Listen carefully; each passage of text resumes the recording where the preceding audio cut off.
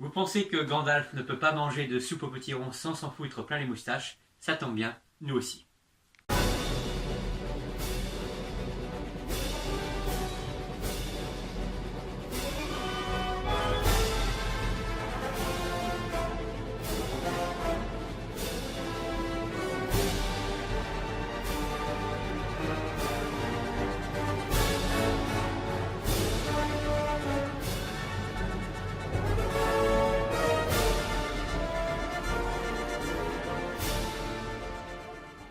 Bonjour à tous, c'est Sparrow et bienvenue pour la toute première vidéo de notre chaîne Sparrow & Co, la chaîne 100% cinéma, mais en définitive, pas que cinéma. On parlera de tout, de cuisine, d'unboxing, de gaming, peut-être même d'urbex, mais aujourd'hui c'est quand même par le cinéma qu'on va démarrer. Alors que ce soit une série, un dessin animé, un film en noir et blanc, un film muet, on va tout passer au crible. Alors je me suis dit pour la première, qu'est-ce que tu fais? L'étrange Noël de Monsieur Jack, Titanic, oh, Brise de Nice. Non, pas Brise de Nice, faut pas déconner non plus, la critique serait pas bonne. Mais ça peut être très intéressant en réaction, à méditer. Non, aujourd'hui on va démarrer par un dessin animé Disney qui me tient très à cœur, une trilogie pour être plus exact. La trilogie pour moi Disney la plus complète et la plus aboutie, la Disney Pixar, la seule, l'unique trilogie Toy Story. Toy Story c'est quoi? C'est trois dessins animés donc pour moi que je qualifierais de chef-d'œuvre Walt Disney. Ma critique va être assez positive et vous verrez qu'il n'y a que, en définitive, très peu de points négatifs. Et à l'aube d'un quatrième volet qui sort dans nos salles le 26 juin 2019, rappelons-le, je ne pouvais pas passer à côté d'une vidéo.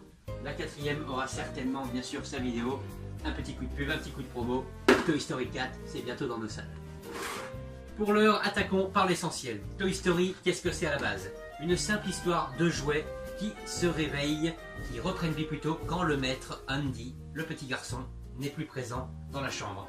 Un monde Disney qui s'ouvre à nous, où on nous révèle en définitive, et quel enfant ne l'a pas fait après avoir vu le dessin animé, fermer la porte de sa chambre et regarder si son jouet n'était pas vivant. Effectivement, alors on a tous été déçus en découvrant que nos soldats, nos dinosaures, nos Barbies, nos voitures ne roulaient pas toutes seules, ne s'exprimaient pas librement. Effectivement, les jouets, non, ne sont pas vivants, ou alors ils font très fort. Mais dans Toy Story, c'est toute la subtilité du long métrage, c'est que les jouets donc reprennent vie et apprennent à leurs dépens à vivre ensemble. Il y a dans cette catégorie de Toy Story les jouets plus ou moins aimés, les jouets sublimés, les jouets adorés. Je prendrai comme exemple du jouet adoré Woody, qui est l'incarnation parfaite du jouet adoré, le personnage principal du film, le cow-boy. D'ailleurs, une question me vient, mais où est placé son pistolet? 3 films, une sacoche vide, on l'a jamais vu le pistolet. Ça, c'est une autre théorie, on en parlera beaucoup plus tard. Pour l'heure, parlons du premier personnage qui dit personnage dit forcément accessoire. Woody. Woody le cow-boy, Woody le cow-boy solitaire, Woody le cow-boy aimé, estimé de son propriétaire Andy. Woody qui au final s'impose comme le leader de la chambre.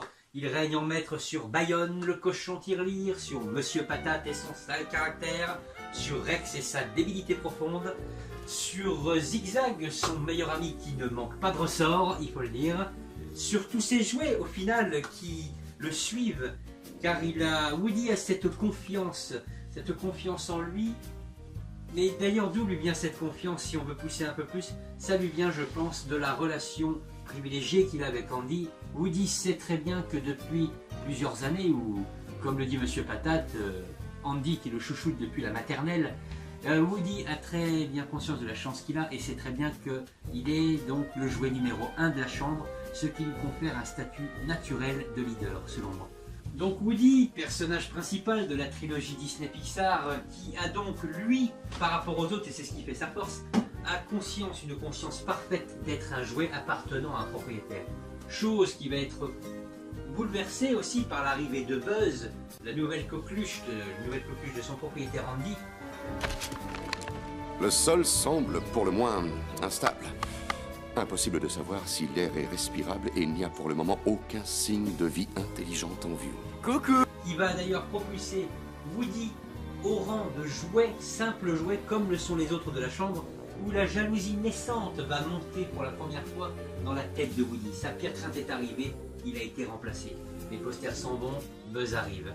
Et donc Buzz, par rapport à Woody, Buzz, lui, n'a pas du tout conscience qu'il est un jouet. Pour lui, Buzz l'éclair est l'incarnation parfaite du ranger de l'espace en mission. On défend la galaxie contre l'invasion de l'infâme empereur Zurg, ennemi juré de l'Alliance sidérale. C'est ce qu'il dit si bien, c'est ce qu'il nous dit avec son... Et qu'est-ce qu'il a? Il a une envie de laser, comme dirait Monsieur Patate. Donc Buzz l'éclair est à fond dans sa mission de ranger de l'espace. Il peut être énervant pendant le premier film, mais il s'avérera devenir le meilleur ami de Woody. La relation du premier film, la relation entre eux est beaucoup marquée dans ce premier film. C'est une histoire de différence, le premier film. Et c'est toute l'intelligence du premier film. La différence entre deux jouets. Un jouet qui croit ne pas en être un et un jouet qui sait qu'il est un jouet. Où ils sont séparés par le propriétaire et ensemble, ils vont devoir lutter et apprendre à travailler ensemble pour rentrer à la maison. Et c'est là où la prise de conscience va être énorme. La prise de conscience de Buzz l'éclair n'est en fait qu'un simple jouet quand il va essayer de s'envoler par la fenêtre et se ratatiner la tronche au risque de se péter un bras. J'appelle Buzz l'éclair. Répondez Buzz l'éclair. Ici Star Command. Star Command. Vous me recevez? Buzz l'éclair, je vous reçois 5 sur 5. Buzz l'éclair, la planète Terre a besoin de vous. J'arrive. Buzz l'éclair, le super-héros universel devient le super jouet universel. Entièrement équipé, poignée rototransmetteur, J'appelle Buzz bras l'éclair. karaté intégré, rayon laser à pulsation, Destruction totale. simulateur vocal multiphrase. Mission secrète sur une planète inconnue. Mission secrète sur une planète inconnue. Sans oublier des spatiaux ailerons à éjection pressurisée. Vers l'infini et au-delà. Ce jouet ne vole pas. Achetez votre Buzz éclair et sauvez la galaxie la plus proche. Buzz éclair. Disponible chez Anne Jouet à Gogo et dans l'univers entier. Nous voici de retour au championnat de bowling de Point. Eh oui, comme il le dit si bien, un beau matin, on va sauver toute la galaxie. Et à 5 heures, voilà qu'on se retrouve à siroter du Darjeeling avec ma... Oui, là c'est un coup de déprime qu'a traversé notre petit besounet. Mais heureusement, la fin est plus clémente. Enfin, c'est ce que je croyais quand j'ai vu le film à l'époque. Vu qu'un chien arrive. Un chien qui est encore mieux qu'un jouet. C'est ce qu'on pourrait prétendre. Voilà Toy Story 1 qui est une œuvre assez complète et aboutie et où tout le monde y trouvera son compte, je pense, et son interprétation personnelle. Et si le 1 était beaucoup axé sur la relation de différence et de rivalité entre deux jouets, le numéro 2 prend une tournure tout aussi différente. Et oui, Disney Pixar, quelques années plus tard, retente l'expérience. Après quelques dizaines de films, il donne le feu vert pour Toy Story 2. Toy Story 2 qui est basé ce coup-ci sur la relation amicale et fusionnelle entre Woody et Buzz. Une relation qui s'est construite à la fin du premier, quand Woody et Buzz ont lutté contre l'infâme enfant Sid et le terrible chien Scud. Oui, Scud, on pourrait en parler d'ailleurs, mais on ne va pas le faire car ce n'est qu'un cabot idiot qui ne pense qu'à mâcher tout ce qu'il voit. C'est pas gentil ça. Mais bon, revenons-en à nos moutons avec Toy Story 2 ce coup-ci. Nouveau personnage, nouvelle histoire. L'histoire de Woody qui, à la suite d'un sauvetage lors d'un vide-grenier, se fait enlever par le nouveau méchant du film, Hal de la ferme aux jouets. Hal, la ferme aux jouets. Ça me faisait délirer quand l'ordinateur faisait ça. Tarte de prout à la crème. Mais bon, bref. C'est ce célèbre ordinateur, j'ai jamais compris pourquoi il disait tarte de prout à la crème. Mais quand j'étais gamin, ça m'a beaucoup fait rire. D'ailleurs, aujourd'hui, ça me fait rire. Mais bon, voilà. Woody se fait enlever par un collectionneur démoniaque qui a conscience de ce qu'il a trouvé au vide-grenier. Et c'est là qu'une théorie va pour moi naître. Si ce mec a cherché Woody pendant des années, ça veut bien dire que Woody est un jouet ancien. Et ça m'amène à une théorie personnelle que j'aimerais vous en faire part.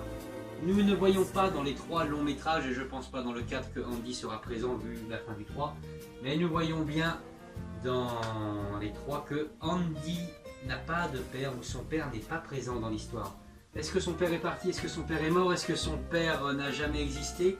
Ma théorie était la suivante, c'est qu'Andy est un jouet très ancien, d'où le fait que Hal le recherche depuis des années pour compléter sa collection et le vendre. Et ce serait un jouet en fait qui serait le préféré d'Andy, car Woody était avant tout le jouet de son père quand il était enfant. Ce qui m'amène à cette théorie c'est justement ce côté relique oui, Woody est vraiment présenté comme une véritable relique dans le numéro 2. Donc voilà pour le côté personnel de ma théorie, c'est peut-être totalement infondé, ça n'a ni été affirmé, ni confirmé, ni détourné par Pixar. C'est ma petite théorie, j'aime à le croire. Ça serait assez cohérent et ça serait quand même ça aurait matière à faire une belle histoire ou un beau flashback dans un film Toy Story. Mais je pense quand même qu'il faudra s'arrêter après le 4, même si le 4 est magnifique. Il ne faut pas trop tirer sur la corde, c'est d'ailleurs un peu le problème du cinéma aujourd'hui. Mais ça, on aura l'occasion d'y revenir dans maintes et maintes critiques prochaines. Revenons à nos moutons, Toy Story 2, l'arrivée donc de nouveaux personnages très marquants qui vont marquer tout l'univers Toy Story. Dans l'univers de Woody, on a vu un peu l'univers de Buzz avec l'infâme encore Zurg qui est présent, on le voit pour la première fois dans Toy Story 2. Il est d'ailleurs un petit peu à l'ouest, mais bon, c'est pas grave. Nous avons donc l'arrivée de Jessie, la call girl, qu'on a tous eu envie de voir être amoureuse avec Woody, mais du coup, son cœur va balancer pour Buzz l'éclair, car Woody est déjà avec la bergère. Et c'est très bien comme ça au final, car les scènes entre Jessie et Buzz sont juste magnifiques dans le numéro 3. Je ne changerai rien à ça, je pense notamment à la petite danse espagnole pendant le générique. Mais ça, on y reviendra plus tard. En attendant, il y a beaucoup donc de personnages arrivés dans l'univers de Woody. Il y a aussi Papy Pépite qui va se révéler être le deuxième méchant du film. Un jouet un petit peu aigre qui n'a jamais été sorti de sa boîte et qui est flambant neuf car aucun enfant n'a voulu l'acheter, aucun parent ne s'y intéressait, aucun enfant ne l'a aimé car c'est un jouet que personne n'aime. Et oui, tout simplement parce que c'est un jouet pas intéressant, il le sait, il en a conscience. Pour lui, sa chance c'est d'être dans un musée et d'être vénéré par tout le monde et d'être admiré en tant que jouet de collection, car il ne pourra jamais être le jouet d'un enfant. Remarque, c'est ce qu'il croit, car à la fin, une petite fille va lui peindre la tronche jusqu'à la fin de sa vie. Oh, regarde, petite poupée cow-boy. On va lui faire un petit maquillage. Tu aimes Anna? C'est une artiste fantastique. Oui, je pense que Papy Pépite a dû souffrir dans les minutes qui ont suivi son petit ramassage par la fillette en question. Mais ça, on n'y reviendra pas trop, même pas sur le personnage de Papy Pépite. J'avais juste ça à dire, c'est un méchant secondaire. Le vrai méchant du film reste Hal. Bien sûr, comme tout Disney, ça finit assez bien. Hal n'arrive pas à terme de son plan et les jouets n'embarquent pas pour le Japon. Même si Woody dans ce film hésite à un moment quand même avec son ami pile-poil, Jessie et Papy Pépite, qui pense être un homme bien, hésite quand même et accepte d'aller avec eux, être exposé au Japon. Il se dit quand même plus tard en revoyant son meilleur ami Buzz et son nom sous sa botte que Andy restera son propriétaire à vie et qu'il ne peut pas l'abandonner. Et il le dit si bien, je ne peux pas empêcher Andy de devenir un homme, mais je ne voudrais rater cela pour rien au monde. Ça prouve toute la fidélité et la loyauté de ce jouet. Nous ne parlerons pas des petits martiens adoptés par Monsieur Patate, les petits martiens de Pizza Planet que l'on revoit bien sûr on les voit dans le 1, présents dans le 3, ils sont certainement là dans le 4, on les aime bien mais ils ne servent à rien. Mais ça, ce n'est pas très grave. Le visiteur venu d'ailleurs. Mais bon, c'est pas grave, ils sont là, ils sont mignons. On pourrait parler par contre d'un nouveau personnage arrivé qui est donc Madame Patate, teasée pendant tout le premier volet. Elle arrive à la fin du premier volet, elle est annoncée Joyeux Noël à la patate nouvelle, comme dirait Bayonne. Et oui, elle est là dans le 2, elle s'avère être une véritable mama un petit peu chiante, il faut l'avouer quand même. Je te mets une paire de gros yeux, juste au cas où. Et ne parlez pas aux jouets que vous ne connaissez pas. Elle restera la mama un petit peu relou qu'on n'a pas envie d'avoir chez nous. Elle est là quand même et Monsieur Patate l'aime beaucoup. Ils auront peut-être d'ailleurs plein de petites frites ensemble, on ne sait pas. Je parlais de scène magistrale, il n'y a pas vraiment de scène magistrale dans le 2, malgré la scène forte où on voit que Jessie, en fait, avant d'être un jouet de collection, était un jouet abandonné par sa propriétaire. Là, non, scène magistrale, il n'y en a pas vraiment. Le 2 est une histoire assez bien quand même. J'ai adoré le 2. Ça restera pour moi quand même, je pense, le moins... Si je devais donner donc des défauts à la trilogie Toy Story, ça serait peut-être le 2 qui aurait le plus de défauts dans le sens où c'est... On pourrait passer directement en fait dans Toy Story de Toy Story 1 à Toy Story 3 en fait. Le 2 c'est plus une extension de l'histoire, mais elle est quand même bien parce qu'elle a permis d'accentuer le point sur certaines choses, sur la relation entre Woody et Buzz et sur le fait que Woody est vraiment un jouet ancien. Ça, j'y mets un point véritablement d'honneur. Et puis ça se finit bien évidemment, ça se finit évidemment sur sur l'adoption de Jessie pile poil et voilà, qui retrouve un propriétaire beaucoup mieux que ce qu'ils avaient avant. Et tout est bien qui finit bien. Alors je vous parlais du chien tout à l'heure qui pouvait être une menace dans Toy Story 1 et remplacer les jouets. Au final le chien n'est pas très bien dressé par Andy. Woody d'ailleurs arrive mieux que ça à se faire entendre. Donc voilà, le 2 est un épisode de transition en fait, un épisode, une extension du 1 qui va nous amener vers le 3. C'est plus comme ça que j'ai envie de le voir. C'est celui-là qui a le plus de défauts, mais il reste quand même très bien. Il y a des nombreuses sont les références cinématographiques. Je vous en citer déjà 2. Quand Rex par exemple, et c'est toute l'intelligence du dessin animé, ce que j'ai beaucoup aimé dans le 2, c'est quand Rex court dans le rétroviseur et qu'on voit donc la gueule du T-Rex à travers le rétro. C'est une référence directe à Jurassic Park. Il y a la même scène dans le premier quand Ian Malcolm se fait courser en Jeep. Et il y a aussi la référence à Star Wars que tout le monde a remarqué évidemment avec Zurg qui se révèle être le père, donc le père de Buzz, et qui dit non Buzz, je suis ton père. Référence directe à Dark Vador et Luke Skywalker dans l'Empire contre-attaque. Parlons maintenant du dernier volet de la trilogie. On aurait pu croire, et je l'ai cru à un long moment, que Toy Story 3 serait le dernier, mais je crois, et si je ne me trompe pas, que à peine quelques temps après avoir fait le 3, il a dû se passer 1 an avant que John Lasseter qui est donc le concepteur Pixar, le concepteur de l'histoire Toy Story, se décide à avoir trouvé et déclare même dans tous les journaux américains avoir trouvé une idée magnifique pour le 4 et on n'en a jamais su plus, mais il avait donc la ferme intention de le tourner. On y reviendra plus tard, il y aura bien sûr une critique une fois le film sorti. La Toy Story 3 est magistrale, autant j'ai adoré le 1, autant j'ai bien aimé le 2, que autant j'ai encore adoré le 3, à un point qui est même assez égal au premier volet. Et oui, parce que le 3, de quoi ça parle? Ça parle de l'avenir tout simplement. Andy a grandi, ça nous pendait au nez. Dans le 2, on le disait, dans le 1, ils avaient déjà cette crainte de l'avenir. C'est arrivé, Andy part pour l'université et ses jouets ont déjà beaucoup été vendus ou donnés. Je pense à la bergère qui a complètement disparu. On ne sait pas où elle n'est pas évoquée. Si, peut-être une fois par Rex, par Andy ou je ne sais plus, où il dit pensez à la bergère qui n'est plus là, un truc dans le genre. On ne sait pas ce qui lui est arrivé, mais Andy s'en est débarrassé. En tout cas, le temps a passé et les jouets sont sur le point de partir au grenier. Mais suite à une erreur de la part d'Andy qui les met dans un sac poubelle et qui oublie de mettre le sac poubelle au grenier, les jouets se retrouvent donc à être jetés à la poubelle, puis finalement, par un tour de passe-passe, réussissent à s'échapper et à aller à la garderie de Sunnyside. La garderie de Sunnyside qui révélera le nouveau méchant de Toy Story 3, cet ours tout mignon qui lui aussi a été abandonné par erreur par une petite fille en étant oublié sur le bord de la route. L'ours en peluche, Lotso, qui règne en véritable dictateur et empêche les nouveaux arrivants de s'échapper de Sunnyside, pour qu'il se fasse en fait démonter la face par les petits enfants de Sunnyside qui sont de super vilains. En fait, Sid était vraiment un ange à côté d'eux.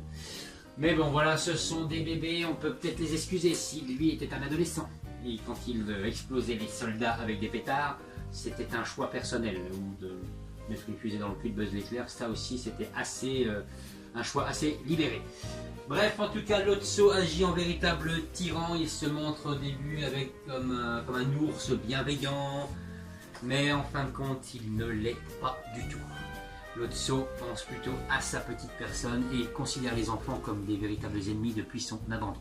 Alors bon, certes, le passage en garderie, l'évasion, il y a beaucoup de références au film La Grande Évasion d'ailleurs, où ils échafaudent des plans pour s'évader. C'est très bien, le film est complet, on voit enfin Ken arriver avec Barbie. Ken, ce jouet qui était teasé depuis le numéro 2, pardon, où les références étaient nombreuses. Ken arrive. Bon, voilà, ça c'est pas le plus important du film, mais je veux revenir sur la scène magistrale de Toy Story 3, qui à chaque fois que je le vois, à chaque fois ça limite ça me tire les larmes, mais c'est un dessin animé. Mais c'est tellement bien pensé, tellement bien écrit, tellement malin, tellement Andy qui avait fait ce choix parmi tous ses jouets de garder d'ailleurs Woody pour l'emmener à l'université, d'où ça relance la théorie comme quoi le Woody était vraiment le jouet de son père et qui dit tiens vraiment pourquoi on met que ce jouet là. Donc voilà. À la fin, Bonnie arrive, Bonnie la petite fille que Woody a déjà rencontrée par erreur à la garderie. Bonnie arrive et Andy décide de faire une bonne action et de ne pas mettre ses jouets au grenier et de les donner à quelqu'un qui saura en prendre plus soin, aussi, en tout cas tout aussi bien que lui à l'époque. Donc Bonnie se révèle être la nouvelle propriétaire des jouets de la chambre d'Andy. Et cette scène magistrale où Andy décide de jouer une dernière fois, présente tous ses jouets, tout ce qu'il aura apporté à la petite Bonnie. Ils jouent ensemble une dernière fois et ils décident même, parce que Woody se met dans le carton, ils décident même de donner Woody à Bonnie.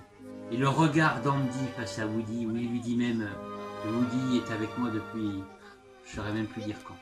Ça relance encore une fois ma théorie. C'est très intelligent, la scène d'adieu est vraiment émouvante, la conclusion est parfaite. Andy file à l'horizon, il est passé à autre chose, mais il n'oublie pas tout ce que ses jouets lui ont apporté. Et il espère que Bonnie saura en prendre soin, et je pense que oui. Après, voilà, que dire de l'œuvre Toy Story. Franchement, c'est pour moi donc une œuvre complète, une œuvre que je ne pensais pas qu'elle aurait mérité un numéro 4, eh bien si. Le 1 parle de différence, le 2 parle d'amitié, le 3 parle d'avenir, très clairement. La différence, l'amitié, l'avenir en font une œuvre donc complète et aboutie. Ce ne sont pas des simples dessins animés pour moi, rappelons-le. Ce qui m'interpelle dans le 4, et on y reviendra pendant la prochaine vidéo quand le film sera sorti le 26 juin, rappelons-le, Toy Story 4, 26 juin, c'est que Tom Hanks, qui double la voix de Woody depuis le tout premier, nous a annoncé que la scène de fin était plus magistrale que tous les 3 autres volets confondus. Qu'est-ce qu'ils ont bien pu inventer comme scène magistrale? Et même Tom Hanks a déclaré qu'il avait failli ne pas tourner la scène car il lui tirait les larmes et il avait du mal à annoncer son texte. Qu'est-ce qu'ils ont bien pu nous concocter, parce que la scène d'adieu était la plus émouvante dans le 3. Qu'est-ce qui se prépare comme conclusion épique? Alors tout ce que je sais, c'est que la bergère est de retour sous une autre forme, une forme plus aventurière. On va découvrir ce qui va arriver entre le 2 et le 3, et même jusqu'au 4, et ça c'est plutôt intéressant aussi. Elle m'avait manqué, la bergère, dans le 3, et la revoilà. En tout cas voilà, tout ce que je peux vous dire, c'est que c'était la première vidéo du groupe Sparrow & Co. Excusez-moi pour les petits bafouillages, les cafouillages, peut-être le manque d'assurance, c'est la première, on va s'améliorer, il y aura des meilleurs montages après. En tout cas, continuez de nous suivre. Toy Story, c'était la prochaine, et on se retrouve très bientôt pour de nouvelles vidéos. À vous les studios.